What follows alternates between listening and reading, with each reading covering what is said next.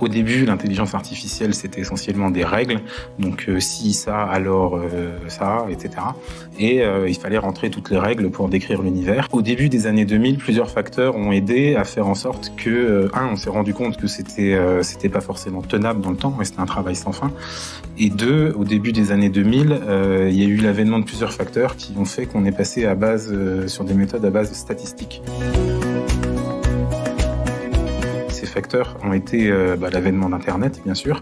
On a eu beaucoup plus de données d'un seul coup traduites. C'est-à-dire toutes les sociétés se sont mises à faire leur propre site web, et donc en plusieurs langues. Et donc on a eu une masse de données disponibles de traduction alignée avec un texte dans une langue, en anglais, un texte, sa traduction exacte et alignée en français, en espagnol, en arabe, etc.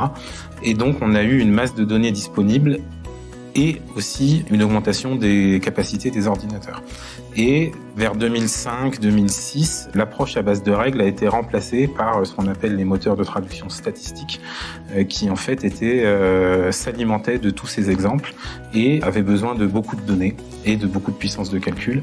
Et donc il y a eu un changement de technologie où les moteurs à base de règles ont été remplacés par les moteurs statistiques, où en fait, quand on demandait une traduction, schématiquement, il allait le chercher dans sa base de données et la reconstituer à partir d'exemples qu'il avait. Donc ça donnait des bons résultats, mais ça pouvait aussi donner des faux positifs, des résultats un petit peu bizarres parce que les bouts de phrases étaient reconstruits, et surtout ça nécessitait des masses de données énormes et ça favorisait les grands du net. C'est pour ça que Google, vers 2008, s'est mis à lancer son propre outil, parce que c'est eux qui avaient l'ensemble des données du web, et donc ils étaient bien outillés pour faire ça.